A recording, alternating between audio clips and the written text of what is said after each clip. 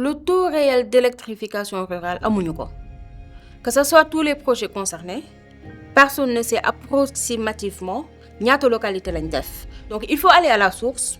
Il faut aujourd'hui que projet yi am un suivi évaluation de ce qui a été fait, de ce qui est en train de se faire et de ce qui reste à faire.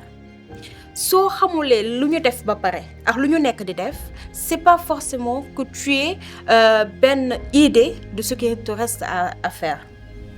Déjà, il y a des localités yoo xam ne doublon dafa am maanaam localités yoo xam ne qui sont présentes sur la liste de l'ASER, de la Sénélec et du PUDC. Doublon yooyu dafa am. Donc aujourd'hui, il faudrait que nous créions une base de données au niveau de la primature de toutes les 24 000 localités qu'il y a, par commune, par département et par arrondissement. Si nous avons une base de données, ça va permettre que tous les projets viennent puiser leur liste ci base de données boobu.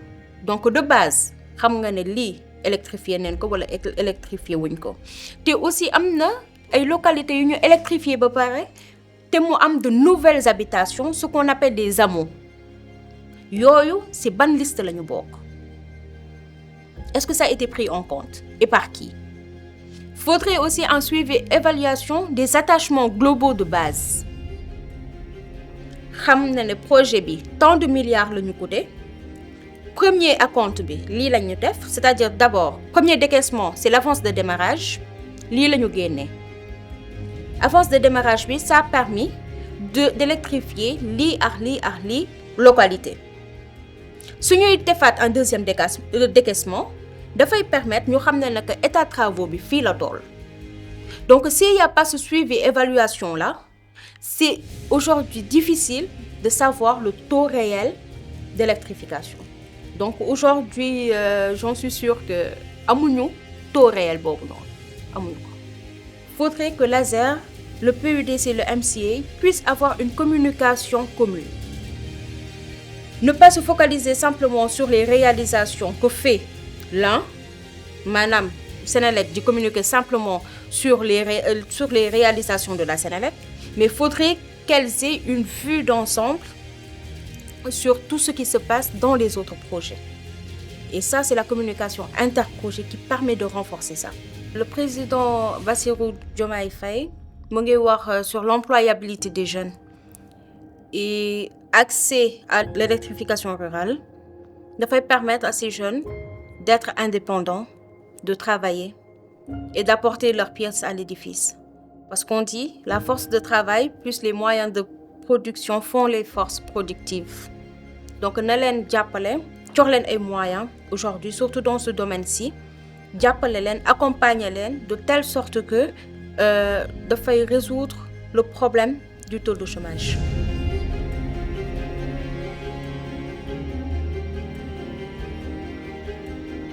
Aminata Diouf mooy benn jeune sénégalaise bu am bac en 2013 à Dakar, bac littéraire et était orientée à la fac de droit UCAD. Donc période boobu mu amoon ay manifestations ay grèves. On a juste fait 6 mois là-bas avant de faire des sessions intensives en anglais, d'abord en anglais américain et puis anglais britannique. Ñu ñëw di jàppale sunuy waajur bu góor ci structure pour la promotion des arts et de la culture. Donc faire des spectacles dans les bateaux de croisière, dans les hôtels, les parcs. Ñu dem ba benn moment il fallait reprendre les études, donc ñu dem dans une école de commerce de la place def sunu bachelor en business administration. Ñu def ko buñ ko amee donc ñu def benn stage. Après, nous atterrir dans l'émission de Pape Sidi Fall, Good Morning avec Bathie Tracy. Donc, c'est l'un des animateurs si Sénégal bu ma njëkk a jox micro ne ma parle de tout ce qui est rubrique art et culture. Donc, ma ko si jaajëfal bu baax. Donc, après ça, si la dem si une agence sénégalaise d'électrification rurale est donc présente dans la fourniture de poteaux en béton armé. Dem fa def 1 mois le tour du Sénégal ànd ak samay mentor. L'un est aujourd'hui le directeur principal des réseaux de la Sénélec. l'autre nekk directeur des grands travaux dans la dite agence. Voilà, donc may ànd ak ñoom ba am amour ci électrification rurale ba tey jii ñu am sunu master en management des affaires et dugg tamit ci master en énergie et ressources pétrolières. Donc kooku mooy Aminata Gueye. Alors, électrification rurale, aujourd'hui, c'est un catalyseur de développement social et économique, dans la mesure où on parle d'amélioration des conditions de vie. Et si nous voyons, par exemple, si côté santé, aujourd'hui, c'est réformer les plateaux médicaux dans les centres de santé présents dans les régions. Côté éducation, aujourd'hui, ça permet le prolongement des temps d'études pour les élèves et étudiants et aussi l'utilisation des données numériques. Nga ñëw ci wàllum agriculture, vu que accès universel la ñu wax à l'électricité, donc nécessairement dafay impacter le secteur agricole. Et aujourd'hui, il y a le ministre de l'Agriculture, M. Mabouba, sa politique vise à renforcer la production, qui vise à renforcer aujourd'hui la conservation de produits. Il y a aussi tout ce qui est collectivité territoriale, avec le ministre, comment il s'appelle, Moussa Bala Fofana. Aujourd'hui, il essaie de réduire la fracture qu'il y a entre le milieu urbain et le milieu rural. Il y a aussi tourisme. Aujourd'hui, l'accès universel à l'électricité permet de redynamiser la politique du secteur touristique. Ñu ñëwaat ci lu ñuy wax tourisme intégré. Donc aujourd'hui, l'accès universel à l'électricité dafay permettre aux activités qui gravitent tout autour de ce secteur-là, qui gravitent tout autour de ces régions, de se développer. Et aussi dafa nekk création d'emplois, parce que am na ay prestataires yu bari yoo xam ne ils travaillent avec les maîtres d'œuvre tels que la Sénélec, l'ASER, le PUDC ou bien le MCA. Donc, dafay permettre à ces prestataires-là aujourd'hui de former des personnes dans ce secteur. Alors, acteurs yi bari neen, il y a l'ASER, il y a le PUDC, il y a la Sénélec, am na ay MCA, am na d'autres projets. Aujourd'hui, la différence tey mooy seen mission et leur modèle de financement. Tey soo jëlee ASER ak PUDC, la mission n'est pas pareille. L'ASER, ça va sur le long terme. Et tandis que le PUDC, là, ce sont des mesures urgentes. Maanaam li nga xam ne ASER mënu ko woon def, les zones les plus vulnérables, tey PUDC moom lay def. Nga ñëw dans le domaine de ce qu'on appelle le modèle de financement, l'ASER, c'est un budget du Fonds d'électrification rurale, lañ koy jox, un budget étatique, et il y a les partenaires publics privés qui sont là. Il y a la BAD aussi, yu fi nekk. BAD am na benn programme bu muy tuddee PUELEC. Donc ça, c'est pour un peu les projets d'électrification rurale. Tandis que le PUDC, c'est vrai, am na benn budget étatique, mais ce sont les partenaires, les bailleurs ñoo koy financer. Tey différence bi aussi mooy que le PUDC, que l'on le lui reconnaisse, il est plus speed su ñuy wax électrification rurale. Parce que c'est un process moo gën a gaaw, on parle de programme d'urgence de développement communautaire. Différence bi aussi mooy que PUDC dafay defar ay infrastructures, des routes, ay forages yooyu lay defar. Donc da ngay gis localité boo xam ne dañ koy def ci ASER moo ko war a def, mais dafay bëgg cette localité-là soit faite par le PUDC. Difficulté yi projet yi di rencontrer, mën neen wax premièrement, c'est la flotte logistique qui fait défaut. Donc da ngay gis dans les appels d'offres dafay am partie bu ñuy wax les termes de référence, le dossier technique, où l'entreprise soumissionnaire dafay wax moom en termes de logistique lan la am. Mais est-ce que réellement ressources logistiques yooyu su ñu ñëwee ci projet bi ba jox ko projet yi loolu la am? Donc flotte bi dafa am problème déjà, et que y a pas assez, état daf leen war a accompagner.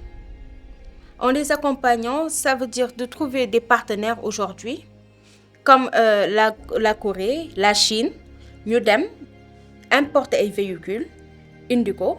Véhicules yi, ce sont les camions plateaux, ce sont les grues 8x8, ce sont des pick-up. Tey day fay permettre entreprise yooyu noonu qu'elles soient compétitives. Logistique bi daf fiy nekk. Et permettre à ceux aujourd'hui les transporteurs qui sont au niveau du Sénégal à renouveler leur parc automobile. Si nous renouveler ce parc automobile, dañ leen di permettre aussi d'avoir une exonération fiscale si importation de pièces détachées yi. Importation boobu dafay permettre la maintenance. Voilà, donc la logistique aujourd'hui dafa nekk problème ci secteur bi et que état su leen accompagner mën neen dem ci accès universel bi le plus rapidement possible. Autre problème, il y a les ressources humaines, maanaam prestataires yi bëri na ñu fi nekk. Mais aujourd'hui, il faudrait qu'il y ait la création de données de prestataires. Qu'on puisse les répertorier, ñu xam ñaata prestataires ñoo fi nekk et prestataire bu si nekk ñaata localité ba fii nga def dans l'accès universel à l'électricité. Ça permet un système de notation de connaître les prestataires les plus fiables dans le temps ku ci nekk ban durée nga mën a réaliser une localité et ça permet la compétitivité au niveau de ces prestataires-là. Ça va les aider aussi à être compétitifs dans les 5 ans à venir dans les pays de la sous-région yi nga xam ne tey tamit ñoom tamit am nañ projet d'électrification rurale. Le Bénin ñu ngi dem ci accès universel bi, il y a le Togo, il y a le Mali. Donc loolu yëpp tey suñu jàppale prestataires yooyu noonu suñu jëlee 10 000 petites entreprises et l'État les accompagne déjà si le plan administratif pour qu'il soit formel, jàppale leen aussi sur les prêts de financement à des taux réduits. Ça permet les 10 000 petites entreprises de recruter chacune 10 employés. Et donc dans les 5 ans, dafay am un taux d'absorption de 100 000 employés, de 100 000 chômeurs. Voilà, donc ressources humaines aussi dafa nekk un problème. Et problème de communication interprojet. Faudrait que l'ASER, le PUDC et le MCA puissent avoir une communication commune. Ne pas se focaliser simplement sur les réalisations que fait l'un, madame Sénélec, de communiquer simplement sur les réalisations de la Sénélec, mais faudrait qu'elles aient une vue d'ensemble sur tout ce qui se passe dans les autres projets. Et ça, c'est la communication interprojet qui permet de renforcer ça. Voilà. Donc, difficulté yooyu la ñu am. Alors, le taux réel d'électrification rurale amuñu ko.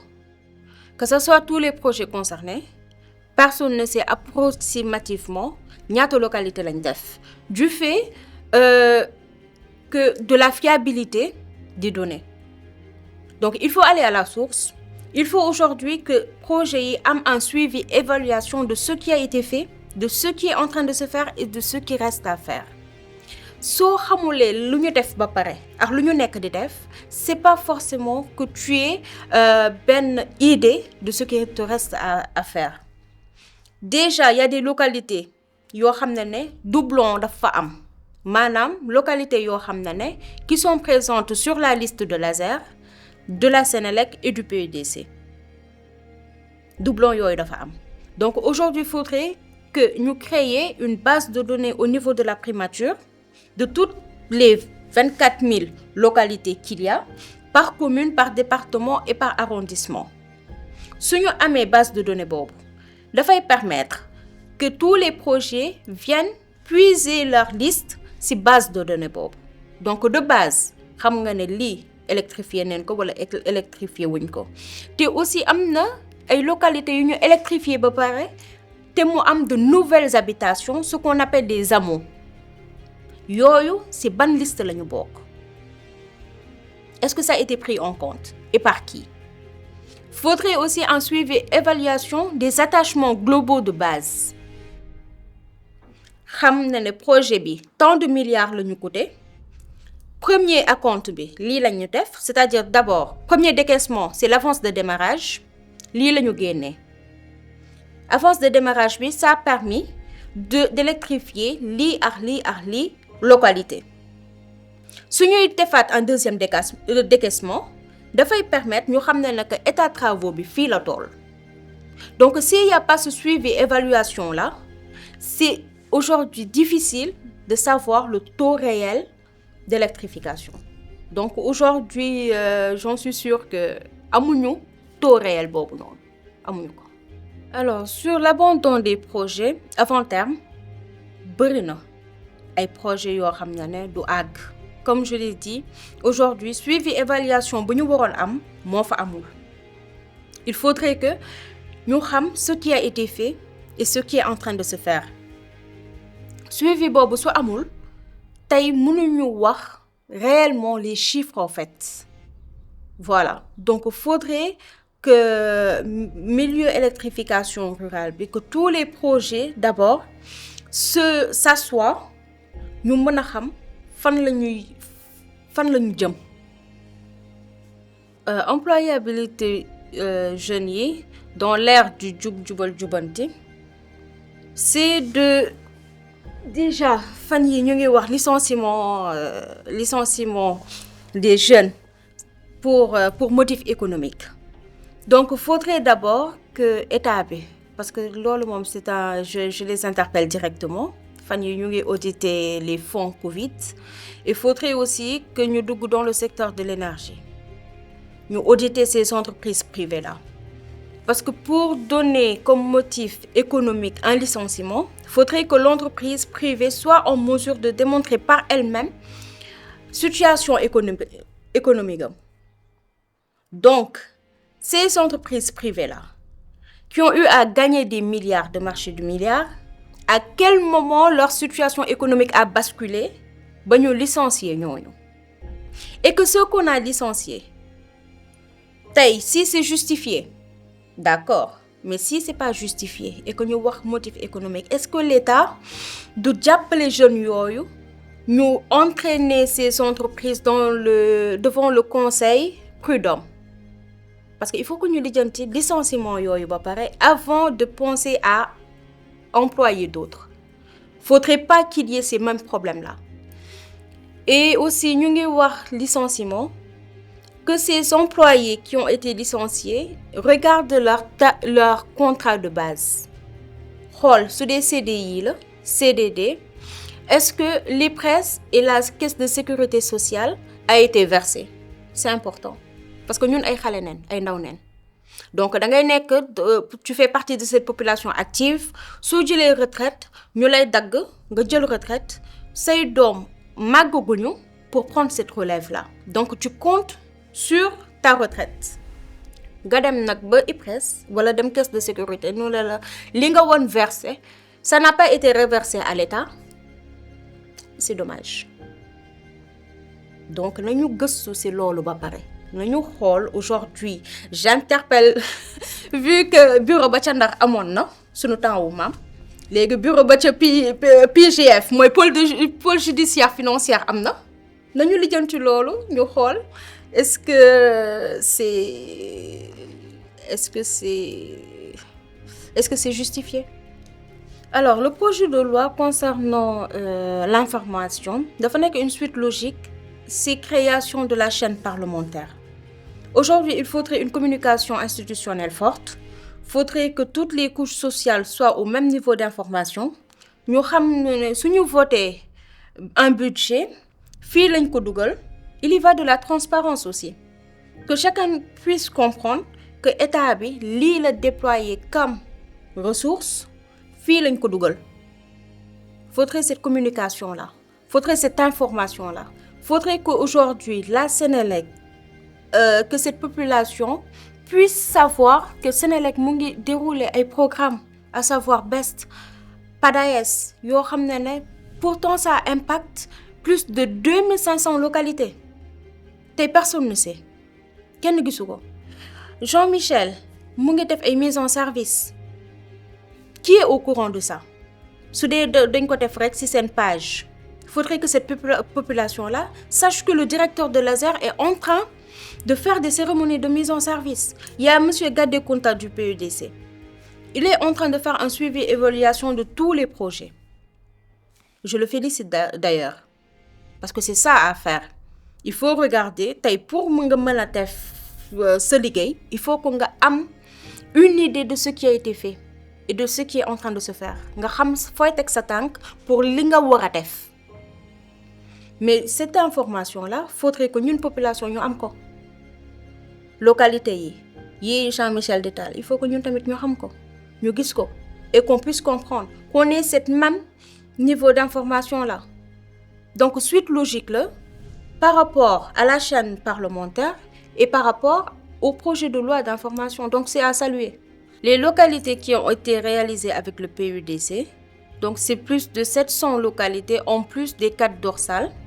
Dorsal Thiès, moy bu Ñaaxeen, dorsalu Louga, moy Linguère Ndioum, dorsal Kolda, moy Dabo Fafakuru, Kumbakara, et la dorsale de Sédhiou, Simbandi Balante.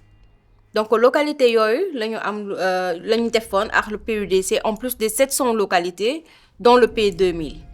Donc la localité qui m'a le plus marqué, c'est Khatali, sur la route Linguère-Dara.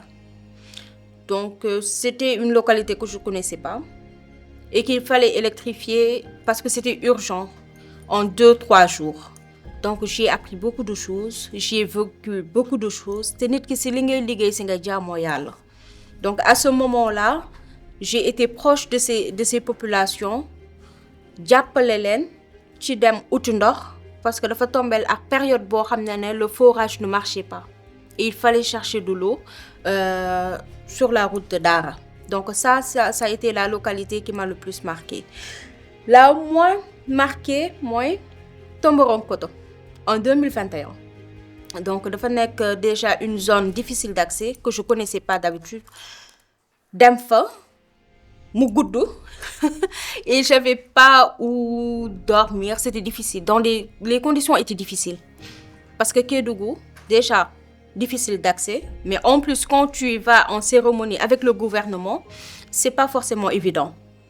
Parce que dañuy réquisitionner tous les hôtels, réquisitionner tous les chambres meublées, donc c'est pas évident. Et donc ça m'a vraiment, j'ai vécu des choses, c'était pas ça. Alors, mon dernier mot, moi, féliciter le gouvernement, ce nouveau régime, parce qu'il y a des choses qui sont en train d'être mises en place, mais qu'il faudrait une communication peut-être institutionnelle forte pour que nous sachions. Parce que sur des ligues, à un moment où la poussière est soulevée, c'est pas évident que les gens voient ce qui est en train de se faire. Donc, il faudrait que la poussière be watch pour que nous sachions que li ak li lañu nek di def. Et aussi impliquer la population dans ces projets-là. Parce que de base, pour nous, là, il faut les impliquer. Ce sont les personnes tampons entre le gouvernement et les autorités locales. Voilà. Donc, là, nous avons projet yu bu baax. Nous gën focus aussi sur l'audit technique des projets. Focus sur l'audit financier, c'est-à-dire après les fonds Covid-19, nous sommes dans le secteur de l'énergie, les entreprises privées qui ont eu à gagner des marchés, nous auditons les aussi, et que cet argent-là, c'est vraiment comme nous avons eu fonds Covid, nous avons aussi dans le milieu de l'énergie. Ça pourrait accélérer aujourd'hui l'accès universel à l'électricité parce que tous les projets accès universel, donc il faudrait que les choses se fassent et que ça se fasse dans le just in time, dans les délais. Voilà, faudrait pas que ça tire en longueur parce que plus que ça tire en longueur, plus les coûts sont là.